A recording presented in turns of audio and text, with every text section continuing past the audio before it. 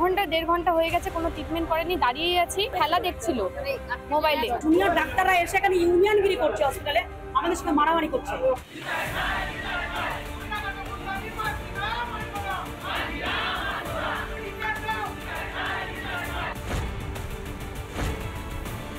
আমাদের যারা ট্রিটমেন্ট করছে তাদের এগেইনস্টে এত হার্ম হচ্ছে, সেটার কোনো ব্যবস্থাই নেওয়া হচ্ছে না। আমরা এটা জাস্টিস চাই। ডাক্তারকে দেখাতে পারবেন না, এখন চলে যাবো আমরা বাড়িতে। এখন আমি কিচ্ছু দেবো না, আমি এদের সাথে কথা বলবো না, একটু জাস্ট ছোট্ট করে। একটি অসুস্থ শিশুকে নিয়ে হাসপাতালে আসা অভিভাবকদের এবং পরিজনদের, তারপর সেই শিশুটির চিকিৎসায় দেরি, গাফিলতি। হাসপাতালে নাকি ডাক্তার মোবাইলে খেলা দেখতে ব্যস্ত ছিলেন, শিশুটির চিকিৎসা করেননি, দীর্ঘক্ষণ ফেলে রেখে দিয়েছেন। প্রতিবাদ করায়, প্রশ্ন তোলায় উল্টে রোগীর বাড়ির লোকজনকে শাসানো হয়। তারপরে পরিস্থিতি একেবারে আয়ত্তের বাইরে। রোগীর বাড়ির পরিজনদের দ্বারা, লোকজনদের দ্বারা রীতিমতো আক্রান্ত হন চিকিৎসকরা, তাদেরকে মারধর করা হয়। তারপরে সব কথা ইতিমধ্যে আপনারা জেনে গিয়েছেন। কর্মবিরতি, প্রতিবাদ, আমাদের সুরক্ষা না দিলে আর কাজ করব না বলে চিকিৎসকদের পণ করে বসে থাকা। কিন্তু এই ঘটনা কি প্রথম বাংলায়? না। এই ঘটনা কি খুব বিরল বাংলায়? তাও না। বছরে প্রায় 5 থেকে 6 বার কম করে এমন ঘটনার কথা আমরা দেখতে পাই, শুনতে পাই, জানতে পারি। কয়েকদিনের অচলাবস্থা থাকে, কেটে যায়, আবার জেকে সে। এর আগে জুনিয়র ডাক্তারদের আক্রমণ করে এমনভাবে মারা হয়েছে যে তার প্রাণ সংশয় হয়েছে। রাজ্য জুড়ে ডাক্তাররা কর্মবিরতি পালন করেছে, নার্সরা কর্মবিরতি পালন করেছে, মুখ্যমন্ত্রীকে ছুটে আসতে হয়েছে, প্রতিশ্রুতি দিতে হয়েছে, তারপর কর্মবিরতি উঠেছে।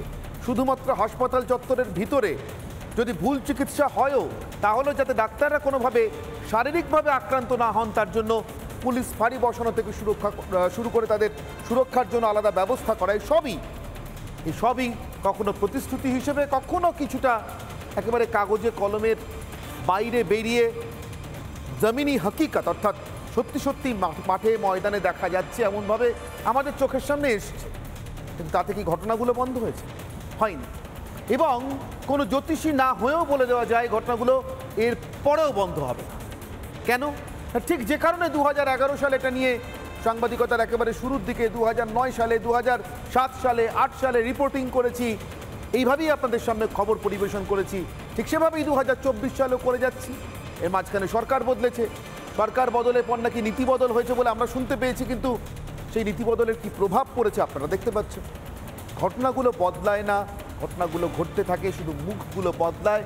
অভিযোগের সামান্য কিছু তারতম্য হয়, ডাক্তার এবং রোগীর বাড়ির লোকজন বদলে যায়, কিন্তু ব্যবস্থাটা একই থাকে। কারণটা রোগীও মারতে যান না, ডাক্তারও মার খেতে আসেন না। একজন চিকিৎসা পেতে যান, আরেকজন চিকিৎসা করতে যান। কিন্তু ভারতের অন্য সব রাজ্য বাদ দিয়ে শুধুমাত্র পশ্চিমবঙ্গে এমন ঘটনা বারবার ঘটে, আমাদের মাথা হেট করতে হয় কেন? কখনো বিনা চিকিৎসায় রোগীর মৃত্যুর অভিযোগ, যেটা যে কোনো সভ্য গণতন্ত্রের লজ্জা, কখনো আবার রোগীর বাড়ির লোকজনদের হাতে আক্রান্ত চিকিৎসকের প্রাণ সংশয় হওয়ার মতো ঘটনা, সেটাও যে কোনো সভ্য জগতের লজ্জা। এই লজ্জায় আপনাকে, আমাকে, রোগী, চিকিৎসক নির্বিশেষে সাধারণ নাগরিককে ফেলে রেখেছে কে বা কার? আসবো আজকের বিতর্কে। তার আগে আজকের বিশেষ প্রতিবেদন।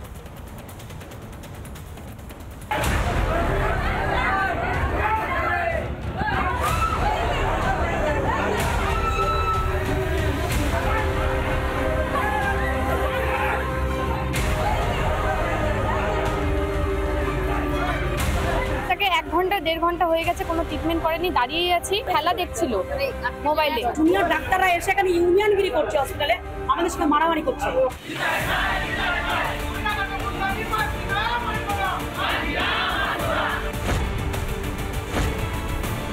আমাদের যারা ট্রিটমেন্ট করছে তাদের এগেইনস্টে এত হার্ম হচ্ছে, সেটার কোনো ব্যবস্থাই নেওয়া হচ্ছে না। আমরা এটা জাস্টিস চাই। অভিযোগ চিকিৎসায় গাফিলতি, ধুন্ধুমার রায়গঞ্জ মেডিকেল কলেজ হাসপাতালে।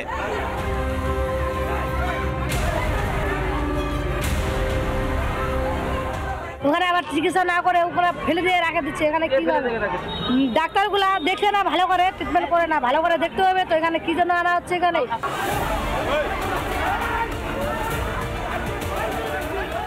শুরু পাল্টা চিকিৎসকদের প্রতিবাদও।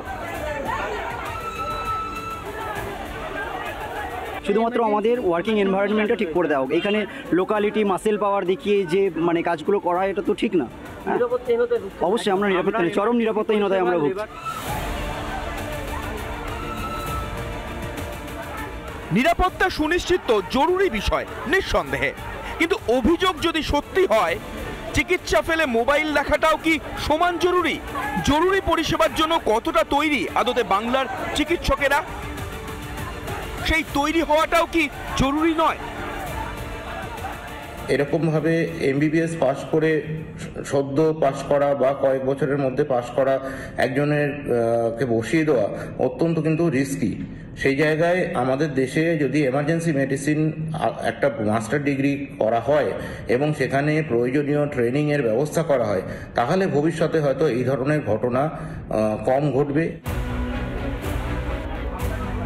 তবে এটাও ঠিক, চিকিৎসকও মানুষ, ভুল হলে এমনকি অন্যায়ও যদি কেউ করে থাকেন তাহলে তার জন্য তো আইন আছে, হাতেই বুঝে নেওয়ার প্রবণতা তো ভয়ঙ্কর। ডাক্তারবাবুরা যা যা করার করছে, কিন্তু তারপরে দাঁড়িয়েও কেন আজকে হঠাৎ করে 5 জন ডাক্তারকে ওইভাবে অশ্লীলভাবে গালিগালাজ করা, তাদেরকে মারা হেনস্থা করা, কেন এই জিনিসটা হলো? যারা এই জিনিসটা করেছে তাদেরকে নন বেলেবল সেকশনে ইমিডিয়েটলি অ্যারেস্ট করার দাবি আমরা করেছি। যদি সেটা না হয় ঊর্ধ্বতন কর্তৃপক্ষকে জানিয়ে যা যা ব্যবস্থা নেওয়া হয়। তবে এ তো শুধু রায়গঞ্জ হাসপাতালের অব্যবস্থা নয়, এই অব্যবস্থা রাজ্যের বিভিন্ন প্রান্তে। খাস কলকাতাতেও কখনো মুকুন্দপুরের বেসরকারি হাসপাতাল, কখনো পার্ক সার্কাসের বেসরকারি হাসপাতালে শিশু মৃত্যুর অভিযোগ ওঠে। ছবি পাল্টায় না। এ বাংলায় রোগীকে কোলে নিয়ে হাসপাতালে ছুটতে হয় পরিজনদের, অ্যাম্বুলেন্স মেলে না, হাসপাতালে গেলে মেলে না স্ট্রেচার। জানেন স্বাস্থ্যমন্ত্রী প্রকাশ্য কয়েকটা বৈঠক করে 2-4টে ধমকেই শেষ স্বাস্থ্যমন্ত্রীর দায়িত্ব। রেফার রোগে দাবাই মেলে না, হাসপাতালে হাসপাতালে পরিকাঠামো মেলে না। আর কতদিন স্বাস্থ্যে এই অব্যবস্থা চলবে?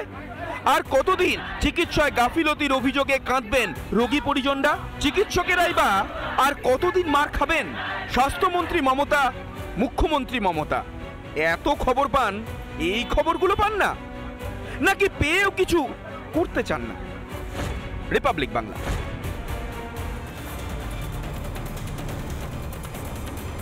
প্রথমত দুটো প্রশ্ন নিয়ে আমি আজকের বিতর্ক আগে শুরু করি।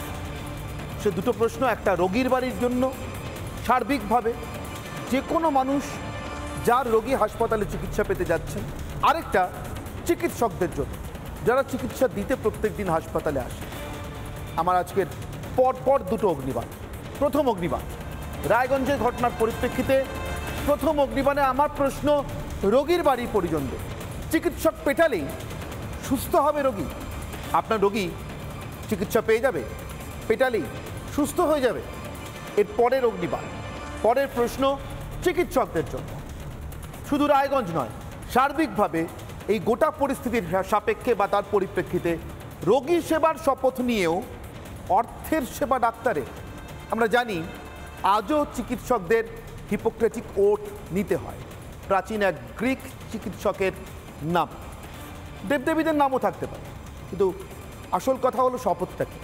সেবা করবে। সেবার যদি শপথ হয়, রোগী সেবা যদি শপথ হয়, তাহলে অর্থের সেবাতেই শুধুমাত্র মন কেন? এই অভিযোগও তো চিকিৎসকদের বিরুদ্ধে নতুন নয়। সরকারি হাসপাতালে হয়তো অর্থের সেবার কথা আসতে পারে না, কিন্তু সেখানেও এমন অভিযোগ আছে হাসপাতাল ফেলে ডাক্তারবাবু পাশে প্রাইভেট চেম্বারে বা ক্লিনিকে প্র্যাকটিস করতে যান। হাসপাতালে ডাক্তারবাবুকে পাওয়া যায় না, ওখানে তিনি শুধুই অ্যাট্রাক্টেড নন, অর্থাৎ যুক্ত আছেন কিন্তু কাজ করছেন না। আমার সঙ্গে উপস্থিত যারা রয়েছেন তাদের সঙ্গে আমি একে একে পরিচয় করিয়ে দিই। আমার সঙ্গে স্টুডিও তো বটেই, স্টুডিওর বাইরেও আজকে সারা পৃথিবী থেকেই বলতে পারি বেশ কয়েকজন চিকিৎসক আজকের এই বিতর্কে অংশগ্রহণ করবার জন্য যোগ দিয়েছেন। আমার ঠিক বাঁদিকে রয়েছেন ডক্টর কুণাল সাহা, তিনি নিজে একজন চিকিৎসক এবং পিপল ফর বেটার ট্রিটমেন্টের প্রতিষ্ঠাতা, যার একটি মামলা পশ্চিমবঙ্গে চিকিৎসক রোগী সম্পর্ক তো বটেই, চিকিৎসকের সঙ্গে রোগী, রোগীর সঙ্গে হাসপাতাল বা কর্তৃপক্ষ, এই সার্বিক সম্পর্কগুলোকে অনেকগুলো প্রশ্ন চিহ্নের সামনে এনে দাঁড় করিয়েছিল এবং তারপর থেকে দেখার দৃষ্টিভঙ্গিটাও কিছুটা বদলাতে বাধ্য করেছিল। এরপরে যার সঙ্গে পরিচয় করাবো ডক্টর অরিন্দম বিশ্বাস, বিশিষ্ট চিকিৎসক এই শহরের, কলকাতা শহরে। আমার সঙ্গে দিল্লি থেকে রয়েছেন ডক্টর গৌর দাস চৌধুরী, গ্যাস্ট্রোএন্টারোলজিস্ট এবং হেপাটোবিলিয়ারির বিশেষজ্ঞ। আমার সঙ্গে রয়েছেন ডক্টর দেবাশিস ঘোষ, লন্ডন থেকে। দেবাশিস বাবু ডিভিশনাল ডিরেক্টর লন্ডন ক্লিনিকের। আমার সঙ্গে রয়েছেন ডক্টর অরিন্দম পান্ডে, এই শহরের বিশিষ্ট হৃদরোগ চিকিৎসক। রয়েছেন ডক্টর অপূর্ব ঘোষ, শিশুরোগ বিশেষজ্ঞ চিকিৎসক। এবং আমার সঙ্গে রয়েছেন আপনারা, যারা এই মুহূর্তে এই প্রশ্নটার উত্তর খুঁজছেন। আমি যদি রোগী হই, রোগীর বাড়ির লোক হই, তাহলে আমার রোগীর বা আমার বাড়ির, আমার পরিজনের প্রাণের নিরাপত্তা কোথায়? আর যদি আমার ছেলেটি বা মেয়েটি ডাক্তার হয়ে কোনো একটি সরকারি বা বেসরকারি হাসপাতালে এই মুহূর্তে চিকিৎসক হিসেবে থাকে, তাহলে আজ রাতে মার না খেয়ে বাড়ি ফিরবে তো? এই প্রশ্নটার উত্তরও হয়তো আপনি খুঁজছেন। আমি একে একে প্রত্যেকের কাছ থেকে সেই উত্তর নেওয়ার চেষ্টা করব। প্রথমে ডক্টর অরিন্দম পান্ডে। ডক্টর পান্ডে, সম্ভবত একটি জরুরি অপারেশনের যাওয়ার কথা বা কোনো জরুরি রোগীকে দেখার কথা, তার আগে আমাদের কথা দিয়েছেন বলে আমাদের সঙ্গে যুক্ত হয়েছেন। ডক্টর পান্ডে, আপনার কাছে আমার প্রশ্ন। আমার দুটো অগ্নিবাণ রয়েছে, দুটো অগ্নিবাণের পরিপ্রেক্ষিতে আপনার কাছে আমার প্রশ্ন, কোন প্রশ্নটার উত্তর আপনি আগে দিতে চাইবেন? নিশ্চিতভাবে আমার চিকিৎসকদের উদ্দেশ্যে করা প্রশ্নটার উত্তর আপনি দিতে চাইবেন। মানুষের সেবার শপথ নিয়ে অর্থের সেবা কেন?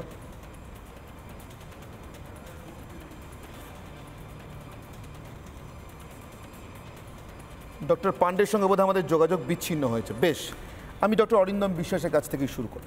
আমার সঙ্গেই রয়েছে ডক্টর বিশ্বাস। চিকিৎসকদের বিরুদ্ধে ওঠা অভিযোগটার আগে উত্তর চাইব। দেখুন, একটা কথা সত্যি কথা বলতে গেলে বলে লাভ নেই।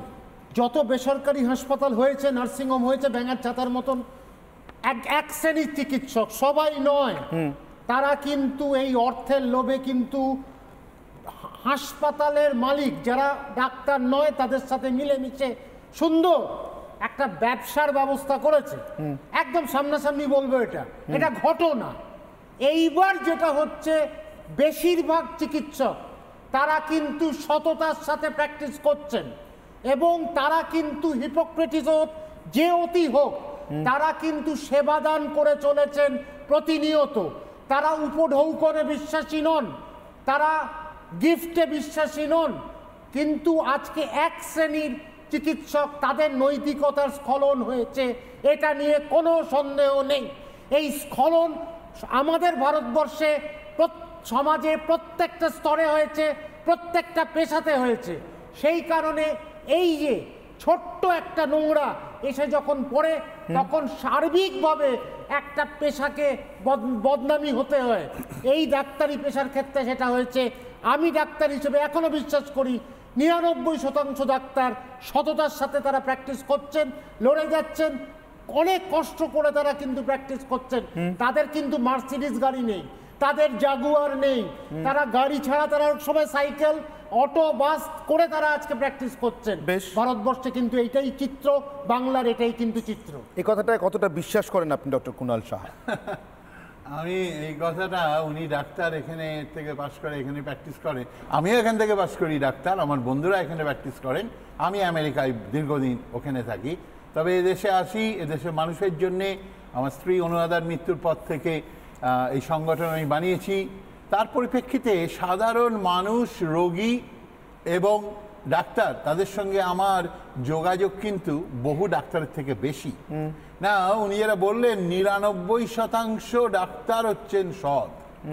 আমি জানি না কোথা থেকে স্ট্যাটিস্টিক্স উনি পেয়েছেন বা কোনো স্টাডি পাবলিশ হয়েছে কিনা, বাট আমার এই গত 26 বছর ধরে আমি এই লড়াই করছি পশ্চিমবঙ্গ না, ভারতে, জানে এখানে সবাই। আমার যা ডিরেক্ট এক্সপেরিয়েন্স, যে ওই 99 না, ওটা কত পার্সেন্ট আমি তো বলবো না আনসাইন্টিফিক ওয়েতে, যা এটা শুনে দিলাম একটা নাম্বার, কিন্তু vast majority of doctors here, it's a corrupt system right now. Health care যেখানে দাঁড়িয়ে আছে, ইটস টোটালি কারাপ্ট। তার প্রমাণ আমাদের সংগঠনে হাজার হাজার মানুষ, আমি আমেরিকায় বসে চিঠি পাই রোজ, তারা গাফিলতির শিকার হয়েছে, কিন্তু বিচারের কোনো ব্যবস্থা নেই, বিচার পাচ্ছে না, কোর্টে পাচ্ছে না। Medical council den of corruption, ভারতের সর্বোচ্চ আদালত বলেছে আমার মামলা থেকে যে ইজ ডেন অফ কারাপশন। কজন এরা একটা কথা ইউজ করে, ও কয়েকটা ব্যাড অ্যাপেল আছে, মানে একটা দুটো খারাপ ডাক্তার আছে। তো একটা দুটো যদি খারাপ থাকে, তো একটা দুটোকে বাদ দিয়ে দিন, সবাই ভালো হয়ে যাবে। বেশ, তো সহজ প্রশ্ন। বাট কটা বাদ গেছে? ইতিহাসে হয় না। ভারতবর্ষের ইতিহাসে একজন ডাক্তারের লাইসেন্স পাকাপাকি খারিজ হয়নি। আমেরিকা বহুগুণ এগিয়ে, আমি যে দেশে গত দীর্ঘ 25-30 বছর আছি, ওখানে হয়, ওখানে পার্মানেন্ট লাইসেন্স বাতিল হয়েছে, ডাক্তার জেলে গিয়েছে, আর ওখানে হবত ডাক্তারদের লাইসেন্স সাসপেন্ড হচ্ছে অনেক ছোটখাটো অপরাধের জন্য। বেশ, আমি অরিন্দমবাবুর কাছ থেকে একটা উত্তর চাইবো, তারপর আমি বাকিদের কাছেও যাবো। অরিন্দমবাবু হাত তুলছিলেন, তাহলে কি ডাক্তারদের বিরুদ্ধে যদি সত্যিই রোগীর বাড়ির কোনো ক্ষোভ থাকে এবং ডাক্তারের সেখানে সত্যিই গাফিলতি থাকে, আদৌ শেষ পর্যন্ত দৌড়তে পারবো না, যেতে পারবো না, গিয়ে পৌঁছানো বিচার পাবো না, এই ফ্রাস্ট্রেশন বা হতাশা যদি কাজ করে, তাহলে তো মারধরের দিকেই এগোবে। অর্থাৎ এই মুহূর্তে হাতের সামনে যা পাচ্ছি করে নি। অরিন্দমবাবু, এই কথাটা কি মিথ্যে? না, একটা কথা স্পষ্ট, মেডিকেল কাউন্সিলকে আরেকটু নড়ে চড়ে বসতে হবে, এটা অনেকদিন ধরে বলছি। আর পরিযায়ী একজন কি বলছে, সারা ভারতবর্ষের চিত্রটাকে উনি এটা করতে পারেন না, উনি করা বলতে পারেন না। হি কান্ট সে দিস। উনি পরিযায়ী, উনি অনেক বছর আমেরিকায় ছিলেন, এখানে এসে একটা মামলার জন্য পরে উনি ডাক্তারদের করাপ্ট সিস্টেম বলতে পারেন না, ডাক্তারের সিস্টেম অনেক সিস্টেম, এটা বলে দিতে পারে। বেশ, অরিন্দমবাবু উত্তেজিত, বলছেন কুণালবাবু পরিযায়ী। বেশ, আমি ডক্টর গৌরদাস চৌধুরীর কাছে যাব। দিল্লি থেকে রয়েছেন সরাসরি আমার সঙ্গে ডক্টর চৌধুরী। ডক্টর চৌধুরী, আমি আপনার কাছে জিজ্ঞাসা করছি, আমরা তো এখানে বসে দেখছি কুণালবাবু এখানে এসে তার স্ত্রীকে হারানোর পর লড়াই করতে গিয়ে অনেক কিছু দেখেছেন, আবার অরিন্দমবাবু এখানে প্রত্যেক দিন প্র্যাকটিস করছেন। আপনি বাঙালি হয়ে একটু দূর থেকে দেখছেন, ওখানে যা দেখছেন আর এখানে যা ঘটছে, এই দুটোকে মিলিয়ে আপনার কি মনে হয়, রোগী, চিকিৎসক, সমস্যাটা কোথায়? আমার মনে হয় যে আমাদের ইন্ডিয়াতে যে ডাক্তাররা পোস্টেড আছে, ওখানে হয়তো কয়েকটা জায়গায় আমি দেখেছি যে একটু ডিসিপ্লিনের অভাব আছে। মানে যখন মনে করুন খুব জরুরি কোনো একটা ক্রাইসিস হলো আর পেশেন্টকে নিয়ে গেল কোনো মা বা বাবা, গিয়ে দেখলো যে ওখানে ডাক্তারের অ্যাভেলেবিলিটি নেই, সেইটা কিন্তু ইনএক্সকিউজেবল। ওটা তো ডক্টর কুণালও জানেন যে ওদের দেশে, ওই আমেরিকা বা ইংল্যান্ড, যে কোনো ডেভেলপড কান্ট্রিজে যদি ওখানে ডাক্তারের অ্যাভেলেবিলিটিটা তখন ডিউটি থাকে, তো he has to be there, তখন তারতে কোনো এক্সকিউজ নেই। ওই জন্য এখানে আমার মনে হয় যে ওই জিনিসটা আমাদের একটু এনফোর্সমেন্টটা আর একটু বেটার করতে হবে। কারণ অনেক সময় আমি শুনেছি অনেক প্রান্তের দেশে যে গেল মাটা বাচ্চাকে কোলে নিয়ে 2 ঘন্টা ডাক্তার পাওয়া যাচ্ছে না, ওইটা মানে it is inexcusable in today's time.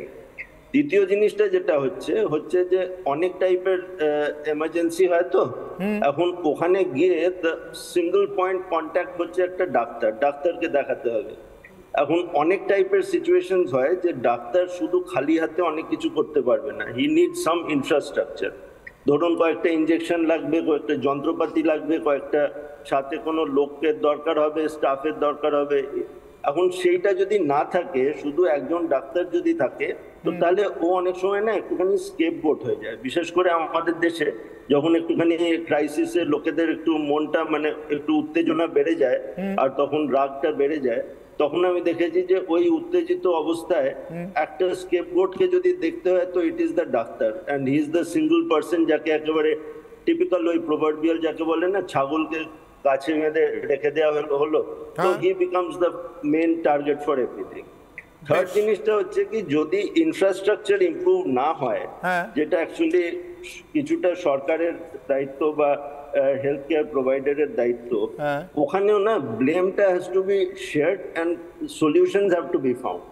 এখন 2-3টে টাইপের সিচুয়েশন হয়। এক একটা হয় যে যেখানে হিউজ অ্যামাউন্ট অফ ক্যালামিটি হলো, যেমনি এই রিসেন্টলি এতগুলো আর্থকুয়েক হয়ে গেল গ্রিসে, আপনার টার্কিতে, সেখানটায় অবভিয়াসলি হেলথ কেয়ার সার্ভিসেস আর ওভারওয়েলড, আমি তার কথা বলছি না। কিন্তু অনেক সময় হলো যে সেম সিচুয়েশন, একটা অ্যাক্সিডেন্টে 6 জন বা 8 জনের আহত হলো, একটা ডাক্তার, ইনফ্রাস্ট্রাকচার নেই, ও তখন কি করবে? ওই জন্য অ্যাকচুয়ালি হেলথ কেয়ার ব্যাপারটা না ইজ আ স্কেলেবল অ্যাকশন। মানে ওটাতে হচ্ছে communication, getting reinforcement and transportation. মানে অনেক সময় হয়তো সেই সুবিধাটা নেই, তখন তাকে রুগীদের হয়তো পাঠাতে হলো আরেকটা সেন্টারে। সেই প্রম্পটনেসটা is very important from the health care service provider side. ওই জিনিসটা আমাদের না ডেভেলপ করলে না, আমরা এখন আমাদের হেলথ ইন্ডিসেস বেশ খারাপ, আমরা পিছিয়েই থেকে যাব, আনলেস উই রিয়েলি টেক যে health is a very important parameter. আমি একটা সাধারণ লোকের কথা বলছি, আমি আফটার অল 40 বছর সরকারে কাজ করেছি, তারপরে আমি এখন প্রাইভেটে কাজ করি, সেটা আলাদা কথা। বাট এই দুটো জিনিস না, যে ইনফ্রাস্ট্রাকচার ডেভেলপমেন্ট আর তারপরে ডাক্তারের অ্যাকাউন্টেবিলিটি, দুটোই দরকার যদি আমাদের হেলথ কেয়ার সার্ভিসটাকে ডেভেলপ করতে হয়। লাস্ট একটা জিনিস আমি খালি বলবো, যে যদি সরকারে ভালো ডাক্তাররা না জয়েন করতে চায়, তো তাহলে তো সরকারেরও একটু ভেবে দেখা উচিত যে কেন লোকে জয়েন করতে চাইছে না। তার কারণ এখন তার মানে হচ্ছে যে যদি conditions are not very good, এমনি আমেরিকাতে উনি কথা বললেন ডক্টর কুনাল, you see আমেরিকাতে the remunerations for doctors is so much better, আর এখানে যদি সরকারে কেউ কাজ করে তো তাহলে তার যদি ইনফ্রাস্ট্রাকচার, তার পারিবারিক সমস্যা, বাচ্চাদের স্কুলিং, সিকিউরিটি, ওই জিনিসগুলো যদি না থাকে, তো it would be difficult to expect যে সবাই গিয়ে গ্রামে গিয়ে সেবা করবে। সেটা তো মানে ইটস এ ইউটোপিয়ান সিচুয়েশন। এই দুটোকে একটু ব্যালেন্স করে আমার মনে হয় দেখাটা খুব দরকার। বেশ বেশ, আমি আসবো ডক্টর, আমি আসবো ডক্টর দেবাশিস ঘোষের কাছে যাবো। লন্ডন ক্লিনিক থেকে রয়েছেন আমার সঙ্গে ডিভিশনাল ডিরেক্টর লন্ডন ক্লিনিকের।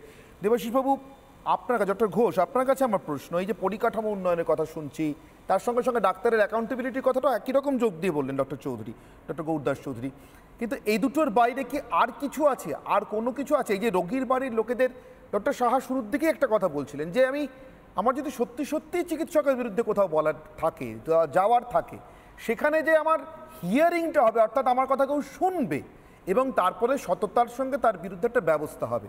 সত্যি তো এটা ঘটনা ডক্টর ঘোষ, এদেশে আমরা পুলিশের চাকরি যেতে দেখেছি, কম হলেও দেখেছি। এদেশে আমরা এমনকি আইনজীবীকেও কাঠগড়ায় অভিযুক্ত হয়ে দাঁড়াতে দেখেছি বা শেষমেশ দোষী প্রমাণিত হতে দেখেছি। নেতাদের কথা তো ছেড়েই দিন। কিন্তু এদেশে আমরা সত্যি সত্যি কখনো ডাক্তার আর ডাক্তারি করতে পারবে না, তার কাছ থেকে অধিকারটা পার্মানেন্টলি কেড়ে নেওয়া হলো, তার চূড়ান্ত কোনো গাফিলতি সত্ত্বেও এমনটা কিন্তু হতে দেখিনি। এটা কি একটা কারণ যে রোগীর বাড়ির লোকেদের ফ্রাস্ট্রেশন বাড়ছে, তারা হেস্তনেস্তটা ওইখানেই করে ফেলতে চাইছেন, তাদের আর ভরসা নেই ব্যবস্থার প্রতি? ডক্টর ঘোষ,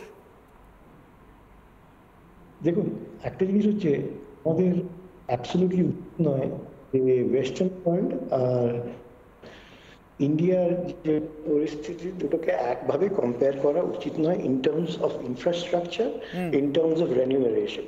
তাই জন্য প্রত্যেকটা লোকের সিচুয়েশন আলাদা। এখন একটা জিনিস খুব ইম্পর্টেন্ট যেটা সবাইকার দরকার, যে there is needs to be a governance বা একটা some kind of disciplinary measures need to be taken, যেখানে যদি কেউ ভুল করে তাদের শাস্তি হওয়া দরকার। আর আমাদের ভারতবর্ষে মেডিকো লিগ্যাল যে এরিয়াটা খুব উইক, কোনো লোকের প্রসিকিউশন হয় না বা কোনো লোকের অ্যাকাউন্টেবিলিটি নেই। আজকে এটা হচ্ছে হিউম্যান নেচার, বেসিক হিউম্যান নেচারকে যদি কোনো জায়গায় ডিসিপ্লিনে না রাখা হয় বা তার উপরে একটা প্যারামিটার মানে বাউন্ডারি না রাখা হয়, they start believing and living like God. সেই জায়গাটা ওয়েস্টার্ন ওয়ার্ল্ড চেঞ্জ করেছে। কিন্তু সেই দিকে আরেকটা জিনিস দেখতে হবে, ইন্ডিয়াতে লোকেরা, ডাক্তাররা যারা কাজ করছে, they are not dishonest. That's a very wrong way of portraying doctors. বা কেউই কারাপ্ট নয়। আজকে কাউকে এটা লেবেল করা যে ডাক্তাররা কারাপ্ট বা ডাক্তাররা dishonest, that is not right, but they may not be accountable. আর আজকে because of lack of accountability, যে যেমন একটা আমাদের ইন্ডিয়াতেই ধরুন বা যে কোনো জায়গায় একটা টেস্ট অফ ক্যারেক্টার হচ্ছে রাত্রি 2টোর সময় আপনি ট্রাফিক লাইটে দাঁড়াবেন কি দাঁড়াবেন না, ট্রাফিক লাইটে পুলিশ থাকবে কি না থাকবে না, আপনি সেই সময় রাত্রি 2টোর সময় আপনি ক্যারেক্টার ভালো ট্রাফিক লাইটে দাঁড়াবেন, নইলে ট্রাফিক লাইট ছেড়ে বেরিয়ে যাবেন। কিন্তু সেইখানে পুলিশিংটা দরকার। ডাক্তারির ক্ষেত্রেতে আমাদের ভারতবর্ষেতে I don't think enough policing exists and people can get away with anything. আজকে যে ডিউটিতে ডাক্তাররা পেশেন্টদের দেখেনি, সেটা আমি জানি না এক্স্যাক্টলি কি হয়েছে, বাট পেশেন্টদেরও expectation far more than what was in the past.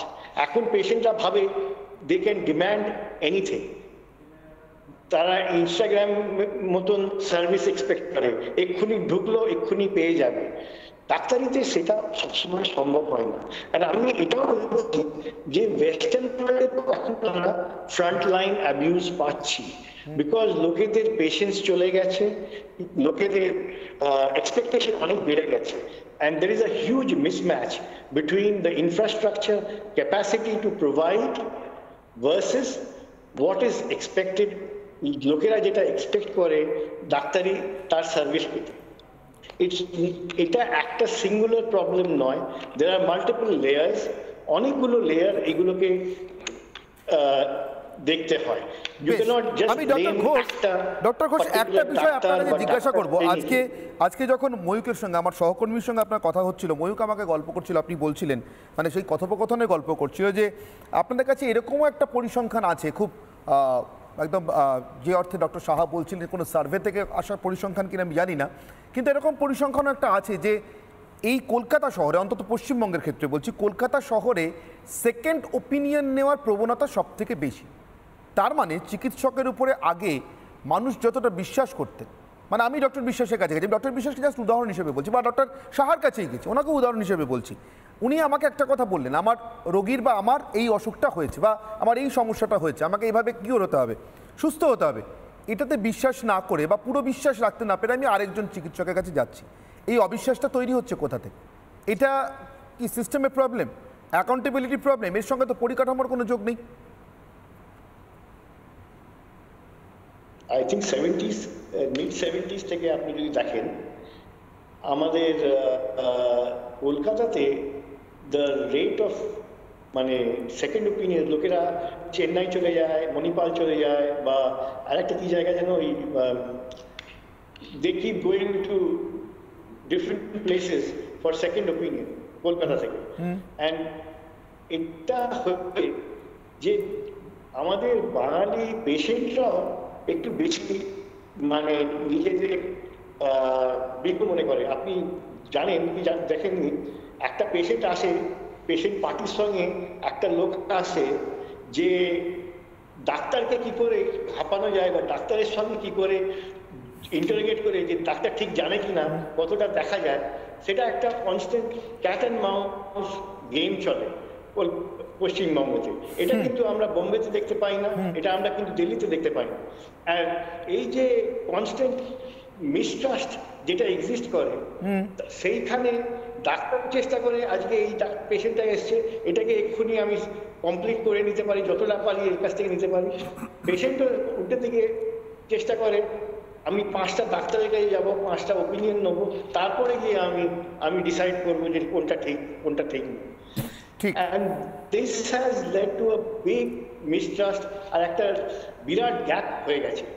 আর সেইখানে আজকে আমি দেখছি যে ডাক্তারকে আর একটা জিনিস যেটা বলা হলো, আমাদের নিজেদের ডাক্তার কলিগ পাশে বসে বললেন যে আরে মার্সিডিজ চলছে, ডাক্তার জ্যাগুয়ার গাড়ি চলছে, সে কেন চলবে না?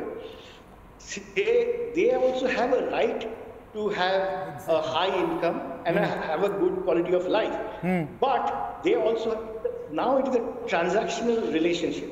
Transactional relationship, we have to provide with a good service.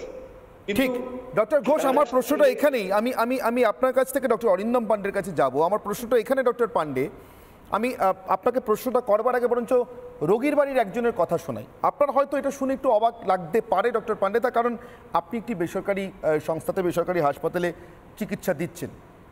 আপনাদের ক্ষেত্রে আমাদের রোগীর বাড়ির লোকেদের অভিজ্ঞতা আর সরকারি হাসপাতালের ক্ষেত্রে অভিজ্ঞতাটা আকাশ পাতাল তফাৎ। আমি প্রথমে আপনাকে পাতালটা দেখাই। মুর্শিদাবাদ থেকে ছেলের দুর্ঘটনার চিকিৎসা সংক্রান্ত যে অভিযোগটি পেয়েছি আমরা, কি বলেছেন রোগীর বাড়ির পরিজন, একবার শুনে নিই।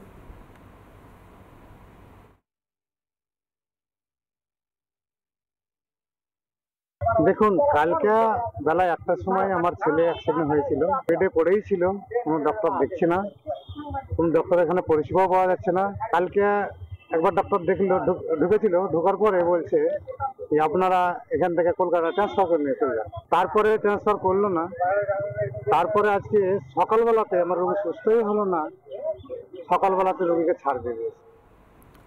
অর্থাৎ প্রথমে চিকিৎসকরা বলেছিলেন এখানে চিকিৎসা সম্ভব না, কলকাতায় রেফার করে দেবো, তারপর রেফারটাও হলো না, নতুন করে আর চিকিৎসাও হলো না, সকালবেলা ছেড়ে দিলেন ডাক্তারবাবুরা। অরিন্দমবাবু, এটা যদি সরকারি হাসপাতালের পাতাল দর্শন হয়, তাহলে বেসরকারি হাসপাতালের আকাশ দর্শনটা আমি আপনাকে একটু বলি, সে অভিজ্ঞতা রোগীর বাড়ির লোকেদের আছে। একবার গেলে ডাক্তারবাবুরা ছাড়তে চান না। প্লিজ অরিন্দমবাবু কিছু মনে করবেন না, নির্দিষ্ট করে কারোর কথা বলছি না, কিন্তু ভালো হয়ে গেছে পেশেন্ট, তবু ছাড়ছে না, ডাক্তাররা বিল তুলে যাচ্ছে। এই যে অভিযোগটা পেশেন্টের বাড়ি থেকে আসে, ডক্টর ঘোষ বলছিলেন সবথেকে বেশি করে সেকেন্ড ওপিনিয়ন নেওয়ার প্রবণতা, অন্য রাজ্যে চলে যান, দক্ষিণ ভারতে চলে যান বিশেষ ট্রেন ধরে, স্পেশাল আছে, রোগী স্পেশাল, কারণটা কি? ডাক্তারবাবুরা রিচ হবেন, ডক্টর ঘোষ আমি আমার তাতে আপত্তির জায়গা নেই, জাগুয়ার গাড়ি চড়তে পারেন, তার থেকে দামি গাড়িও চড়তে পারেন, আমার জানা নেই তার থেকে দামি গাড়ি কিছু আছে কিনা, যদি থাকে সেটাও চড়তে পারেন, কিন্তু সেটা চড়ছেন কিসের বিনিময়ে? কিছু অনাবশ্যক টেস্ট লিখে দেওয়ার বিনিময়ে, কিছু অনাবশ্যক পরীক্ষা প্যাথোলজিক্যাল বা অন্য কিছু, বা কোনো ওষুধ কোম্পানির সঙ্গে চুক্তিবদ্ধ হয়ে যে ওষুধটা 15 টাকায় কেনা যায় সেটা না কিনে যে ওষুধটা 45 টাকা দাম সেটা লিখে নিয়ে। ডক্টর পান্ডে, এখান থেকেও কি অবিশ্বাসের সূচনা হয় না? অবিশ্বাস সরকারি হাসপাতালে একরকম, ডাক্তারটা চিকিৎসাই করতে চাইছে না, আবার বেসরকারি হাসপাতালে একরকম, ডাক্তার যা হয়নি তারও চিকিৎসা করতে চাইছে। ডক্টর পান্ডে,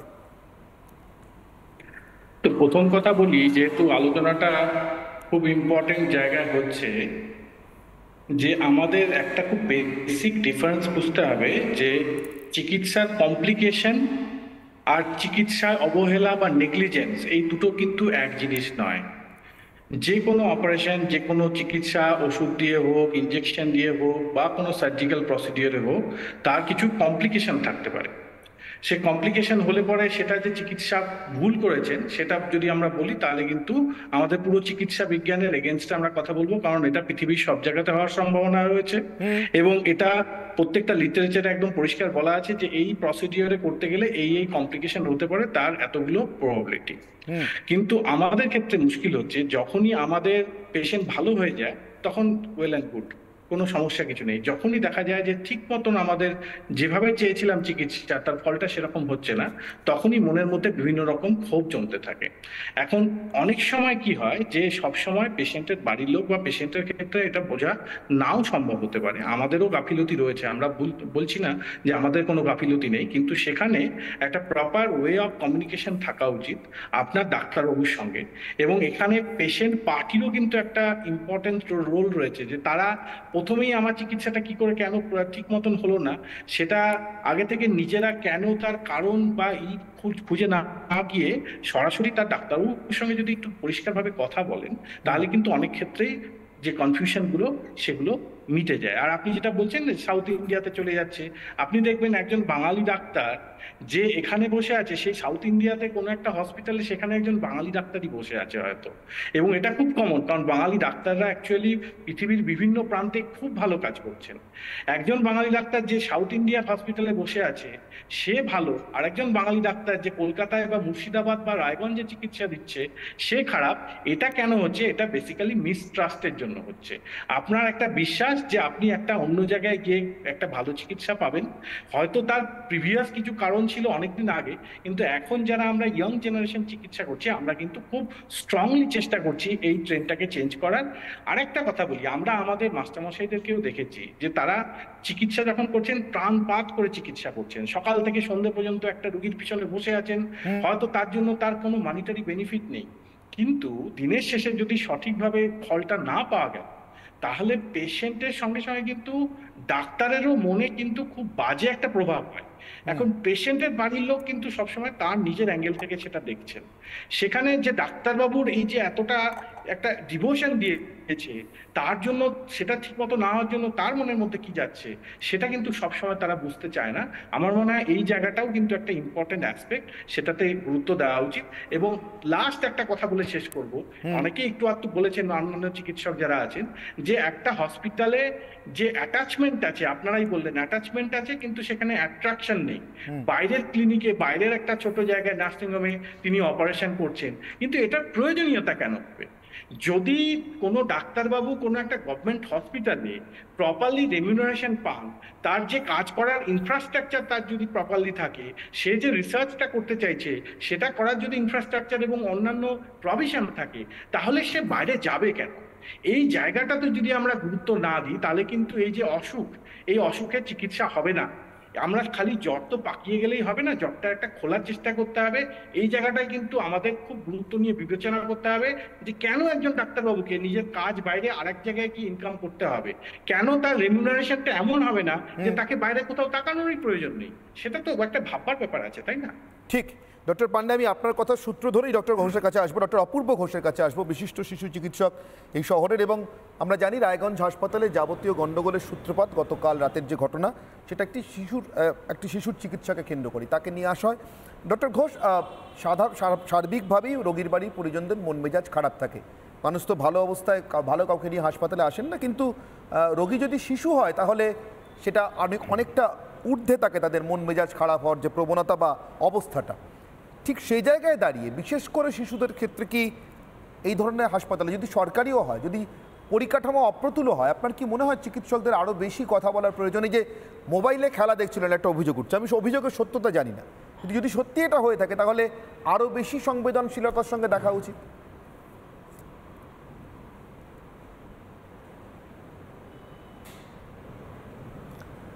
দেখুন, প্রথমেই বলি যে মোবাইলটা আমাদের ডাক্তারদের, যাকে আপনারা জুনিয়র ডাক্তার বলেন, তারা ডাক্তার নয়, তারা পাশ করার পর তারা ডাক্তার হয়েছেন।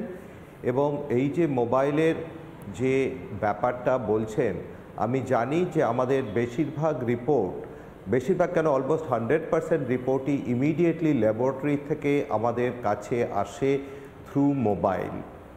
আমরা আর এখন প্রিন্ট রিপোর্টের জন্য ওয়েট করি না। ধরুন আমি একটা টেস্ট পাঠালাম, সেই টেস্ট পাঠিয়ে রিপোর্টটার সাথে সাথে ল্যাবরেটরি থেকে, আমার হসপিটালের ল্যাবরেটরি থেকে মোবাইলে আসে, এবং আমি হয়তো সেই রিপোর্টটা দেখছি, পেশেন্ট পার্টি ভাবছে আমি বসে বোধহয় খেলা দেখছি। এটা ভুল বোঝাবুঝির থেকেই হয়েছে। আমি আজকে দীর্ঘ 45 বছর park circus institute of child হেলথের সাথে যুক্ত আছি, এবং এখানে আমি যখন জুনিয়র রেসিডেন্ট ছিলাম, চিফ রেসিডেন্ট ছিলাম, এবং আজও আছি। তো আমি কিন্তু এই ধরনের ঘটনা আগে দেখিনি। আমি জুনিয়র ডাক্তার ছিলাম, তখনও আমাদের হাতে যে কোনো শিশু মৃত্যু হয়নি তা নয়, কিন্তু আমরা এই ধরনের ঘটনা দেখিনি। শিশুদের ব্যাপারটা খুব ডেলিকেট। প্রথম কথা হচ্ছে যে একটা অ্যাডাল্টের যে স্ট্রেংথ টু ফাইট, সেটা কিন্তু শিশুদের থাকে না। একটা অ্যাডাল্ট যেমন বলতে পারে যে আমার ভালো লাগছে না, আমাকে ভালো মনে হচ্ছে না, শিশু কিন্তু সেটা বলতে পারে না। তো শিশুরা খুব তাড়াতাড়ি খারাপ হয়ে যায়। আমি সৌভাগ্যবশত দুর্ভাগ্যবশত আমি বলছি, আমি এদেশে কাজ করেছি, আমি বিদেশে ইংল্যান্ডে কাজ করেছি, এবং আমার দুটি মেয়েই এখন বিদেশে আছে। আপনি বিশ্বাস করবেন না, যারা বলছেন যে উন্নত দেশের পরিষেবা, হ্যাঁ ভালো, কিন্তু আমি 2-3টে ঘটনা বলছি। যে আপনি যদি কোনো ইমার্জেন্সিতে যান, ওখানে ওই সব দেশে, ইংল্যান্ড এবং অস্ট্রেলিয়াতে 3-4 ঘন্টা ওয়েট করা আপনার পক্ষে কোনো ব্যাপারই নয়, কোনো ব্যাপারই নয়।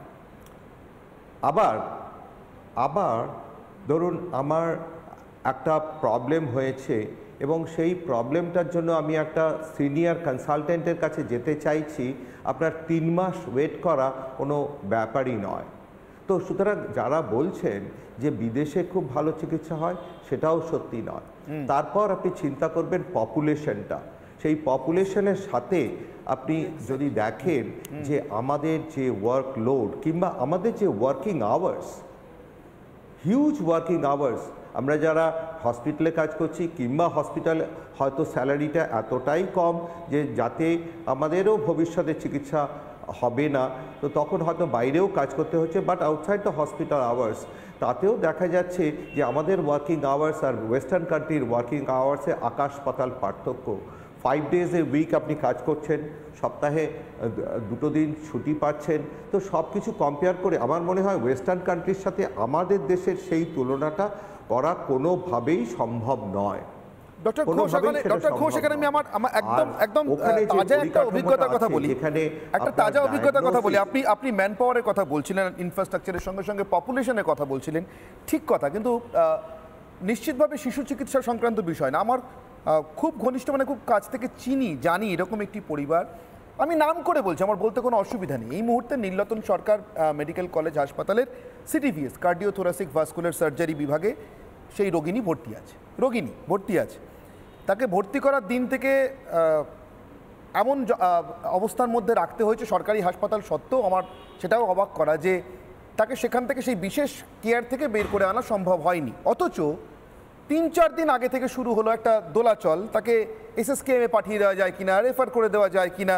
তার নাকি এমনই কঠিন অবস্থা, তাকে 15 দিনের মধ্যে অপারেশন করতেই হবে, তার ভালভের সমস্যা আছে। অথচ এখন গত 2 দিন ধরে টানাপোড়েন চলছে, তাকে কত তাড়াতাড়ি ছুটি দিয়ে তারপরে আবার নতুন করে তাকে অপারেশনের ডেট দেওয়া যায়। এবং বলা বাহুল্য, আমি আপনাকে বলে দিচ্ছি, খুব জ্যোতিষী না হয়ে বলে দিচ্ছি, ওই অপারেশনের ডেট চট করে পাওয়া যাবে না 3 মাসের আগে। এখানে আমি একটা অন্য প্রসঙ্গে আসতে চাইছি, আমি সেখানে ডক্টর বিশ্বাস আপনার কাছে আসবো। প্রসঙ্গটা আমি কিছুক্ষণ আগে অর্থনৈতিক আপোষের কথা বলছিলাম। আরেক রকমের আপোষ, এটা হয়তো ডক্টর চৌধুরী দিল্লি থেকে বুঝবেন না, ডক্টর ঘোষ লন্ডন থেকে বুঝবেন না, আপনি ডক্টর ঘোষ, ডক্টর অপূর্ব ঘোষ, আপনি ICH করে বা প্রাইভেট চেম্বার করেও হয়তো এতটা আজকের দিনে দাঁড়িয়ে বুঝতে পারবেন না। অরিন্দমবাবুরা কিছুটা হয়তো বুঝতে পারেন। অরিন্দমবাবু নিজের পেশার বাইরে অন্যান্য কারণে আর অনেক কিছুর সঙ্গে যুক্ত বা অনেক মানুষের সঙ্গে মেশেন, আমি তাই বলছি ডক্টর বিশ্বাস। ডাক্তারবাবুদের নৈতিক আপোষটাও কি বেড়ে গিয়েছে?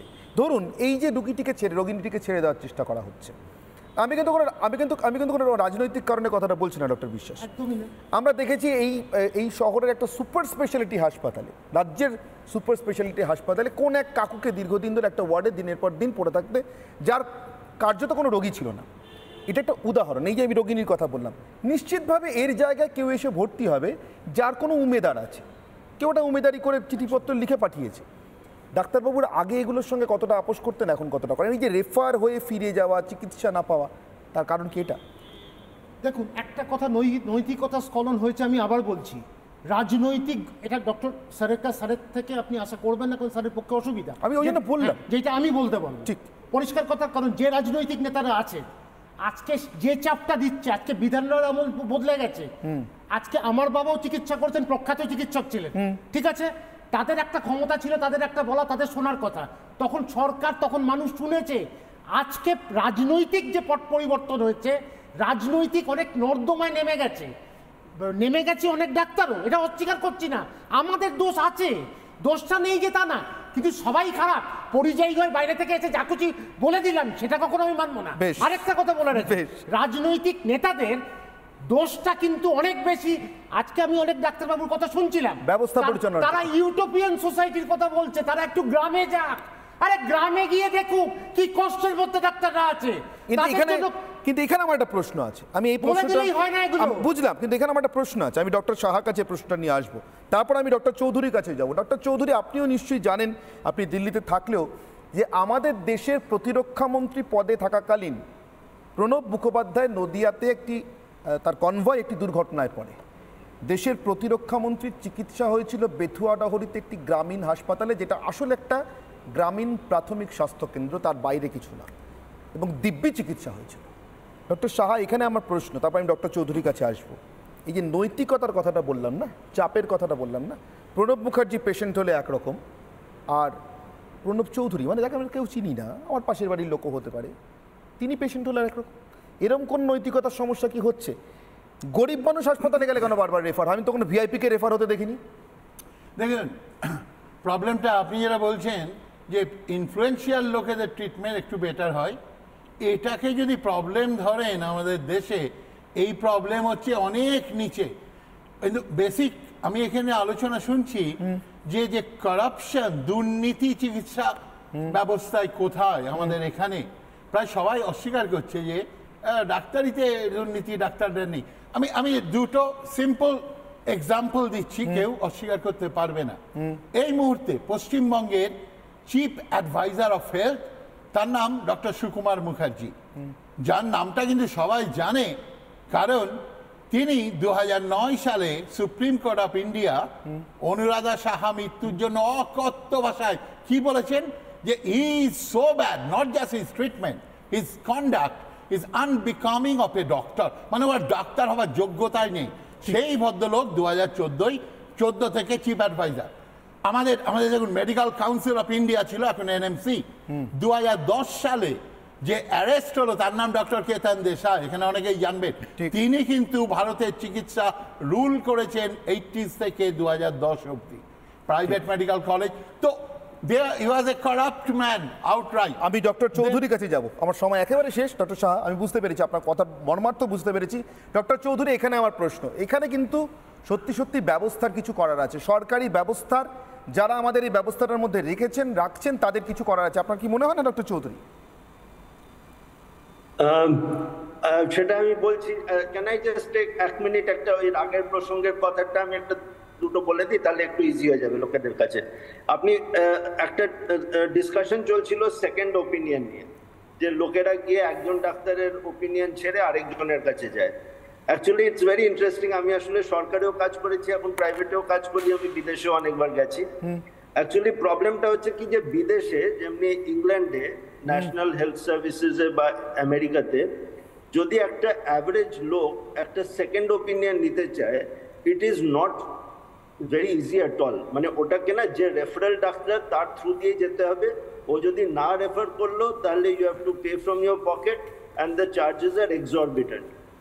যার জন্য না ওই আমরা যেটা ভাবি যে ফ্রি সোসাইটি, যে যখন গিয়ে ওপিনিয়ন নিচ্ছে, সেটা is very far from the truth. এটা যারা বসে আছেন ওখানে প্যানেলে, আমেরিকা, ইউকেতে, ওরা ভালো করে জানেন। আমার সময় একেবারে যেহেতু শেষ, আমাকে প্রত্যেককে ধন্যবাদ জানাতে হচ্ছে, প্রত্যেককে ধন্যবাদ জানাতে হচ্ছে। ডক্টর চৌধুরী, আপনাকেও ধন্যবাদ জানাতে হবে, কারণ আমাকে শেষ করতেই হবে। কিন্তু আমি একটা কথা বলে শুধু শেষ করব, আমি সেই নির্দিষ্ট চিকিৎসকের নাম নিচ্ছি না, একজন চিকিৎসকের নাম ডক্টর সাহা নিয়েছেন, আমি যার কথা বলছি তার নাম আমি নিচ্ছি না, কিন্তু এটাও আছে আমাদের সমাজে, এটাও ঘটতে দেখেছি। হাসপাতালে কিছুই পাওয়া যায় না, ট্রলি, ডাক্তার, নার্স, কাউকে পাওয়া যায় না। এই অবস্থাতে দাঁড়িয়ে হাসপাতালে পরিচ্ছন্নতাটুকু পাওয়া যাচ্ছে না দেখে তিনি হাসপাতালে হঠাৎ একদিন সকালে লিখে দিলেন, এখানে থুতু ফেললে এই করা হবে। সেই চিকিৎসককেও কি অদ্ভুতভাবে সরকারি ব্যবস্থায় অ্যাবজর্বড হয়ে যেতে দেখেছি। তিনি সরকারের প্রধান পরামর্শদাতা হয়ে গেছেন দেখেছি, তাকে আজকাল আর ফোন করে সাধারণ রোগীরা পান না দেখেছি।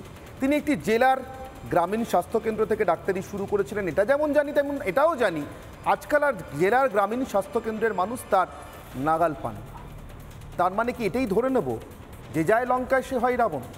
রোগীর বাড়ির হতাশা কি বাড়ছে ঠিক এই কারণেই। যে বিষয় নিয়ে কথা বলতে শুরু করেছি, ভাববেন না রায়গঞ্জের সমস্যা মিটে গেলে সেটা ছেড়ে দেবো, কথা বলা বন্ধ করে দেবো। আমি এটা নিয়ে কথা বলে যাব।